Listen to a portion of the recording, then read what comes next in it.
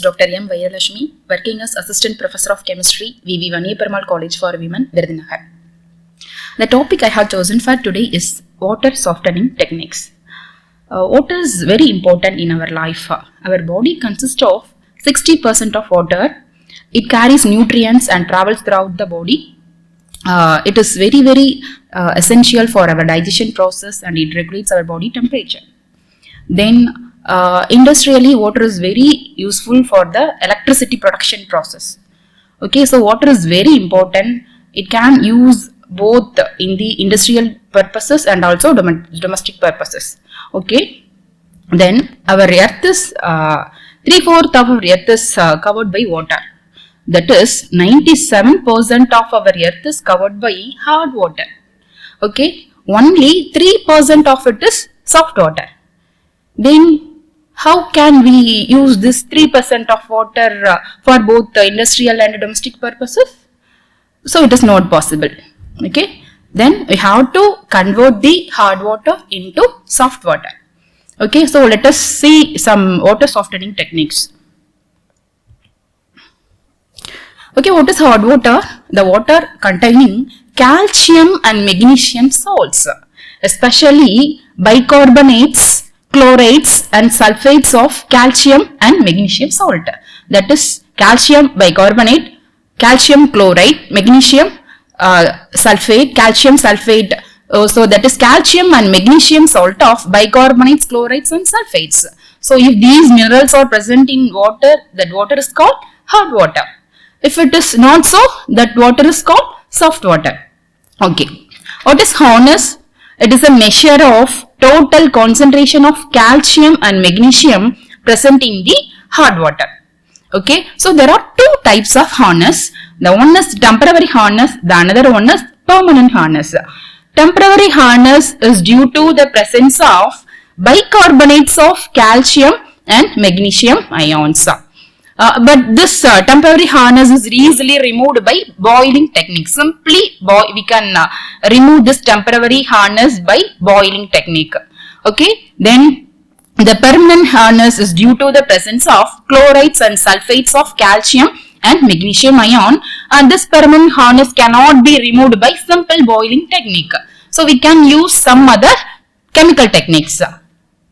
Okay. So there are three techniques which are used for the water softening purpose. The one is lime soda process, the second one is zeolite process and ion exchange process. Let us discuss one by one. Lime soda process. Here the lime, that is calcium hydroxide, and soda, sodium carbonate, is used for the removal of hardness which is present in the hard water. Okay, so this lime soda process is used to soften the both temporary and also permanent hardness. Okay, so this calcium and magnesium bicarbonate salts are due to the presence of temporary hardness causing ions. So by the addition of this calcium hydroxide, that is lime, this calcium and magnesiums are precipitated as calcium carbonate. Okay, so the temporary hardness causing ions, that is bicarbonate of calcium and magnesium ions, are precipitated as calcium carbonate by the addition of this lime, calcium hydroxide. Okay, we are just simply adding lime, calcium hydroxide. It removes the temporary hardness causing ions.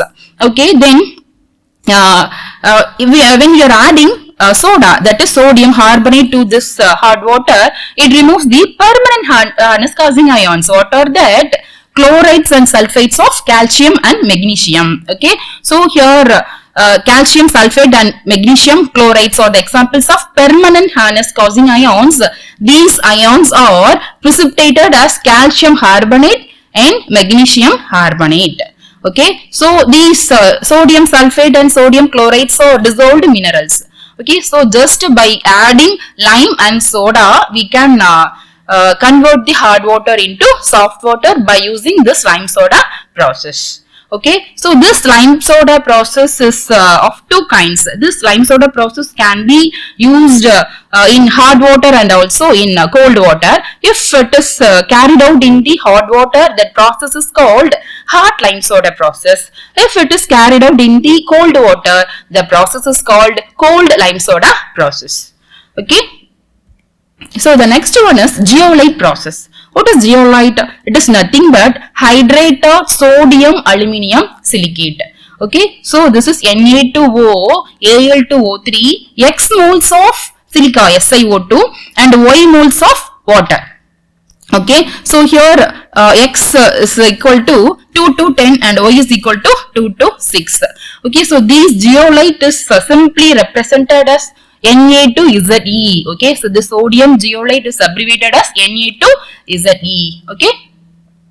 Okay, when the hot water is passed through this tank which contains the sodium silicate as a bed. Okay, so this is a sodium zeolite bed which consists of hydrated sodium aluminium silicate. Okay, so when the hot water is passed through this tank, the sodium ion exchanges with the calcium and magnesium ion present in the hot water.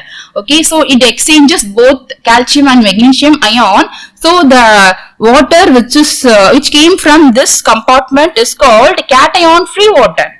Okay, so that water doesn't contain any cations, that is calcium and magnesium. That water is called cation free water. Okay, so we can see some reactions. So these are zeolite, sodium zeolite, which removes the bicarbonates of calcium and magnesium. So this bicarbonate of calcium, magnesium are temporary harness causing ions. These ions are converted into calcium zeolite. So that is in the sodium zeolite, sodium ions are there. That sodium ion exchanges the calcium ion. So there will be a formation of calcium zeolite. Likewise, this sodium zeolite exchanges the magnesium ion present in the magnesium bicarbonate. So it will form a magnesium zeolite. Okay. So these are the permanent harness causing ions, that is calcium chloride, magnesium chloride, calcium sulfate, magnesium sulfate. So these are the permanent harness causing ions. So these ions are exchanged by the sodium ions. So it will form a calcium zeolite and also magnesium zeolite.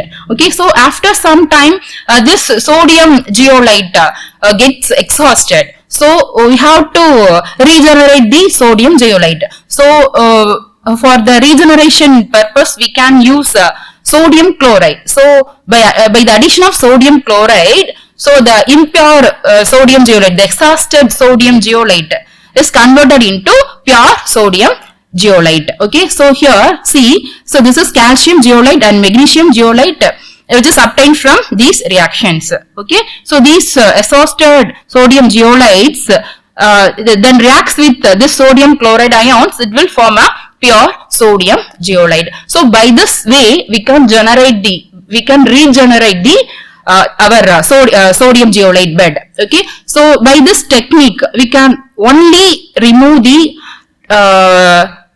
cations. Okay, so we can only remove the cations, that is calcium and magnesium ions and not the anions.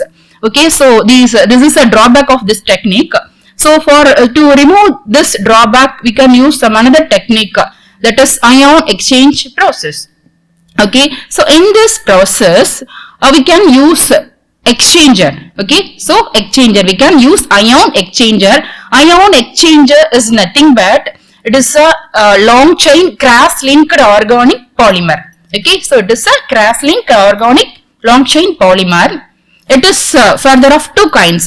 One is cation exchanger, the another is anion exchanger. The cation exchanger containing acidic functional groups. So cationic exchanger containing acidic functional group and the anionic exchanger containing basic functional groups. Okay, so the cationic exchanger is simply represented as RH plus. In case of anionic exchanger that is represented as ROH minus.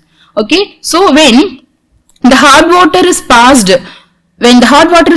through this tank, that is cation exchanger column, this cationic exchanger exchanges the cations only. Okay, so it exchanges the cation, that is calcium and magnesium ion present in hard water is exchanged by this cation exchanger column. So the water which came from this column is passed to the anionic exchanger. So here the anionic exchanger exchanges all the anion which is present in the hot water. So the water came from this column, anion exchanger column is free from cation and also anion. So we call it as deionized water.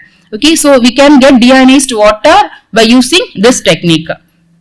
Okay, so in the cationic exchanger column, this is RH plus is a cationic exchanger. This cationic exchanger exchanges the calcium and magnesium ion, that is cations present in the hard water. So it is converted into R2Ca and R2Mg. Okay, so the anionic exchanger is represented as ROH minus. It exchanges anions. Okay, so this exchanger exchanges the anion. It is converted into RCl and R2SO4. Okay, so this exhausted cation exchanger resin and anionic exchanger resin is further regenerated by the addition of acid and also base. Okay, so after some time the cation and anionic exchanger resins get exhausted, so we can regenerate the exchanges by the addition of acid. So cationic exchanger is regenerated by the addition of acid HCl. So by the addition of HCl, this cation exchanger is regenerated and it is it will form a fresh regenerated cationic exchanger or H plus, and the RCl, that is this is the exhausted anionic exchanger. It will regenerated by the addition of base sodium hydroxide, so it will form ROH minus, that is pure cationic anionic exchanger. Okay, so this is a regeneration column. So by the addition of acid, the cation exchanger gets regenerated, and here by the addition of alkali base sodium hydroxide, the anionic exchanger gets regenerated. Okay, so by this way we can remove both cations and anions from the hot water. So by using this technique we can convert the hard water into soft water. Thank you for watching.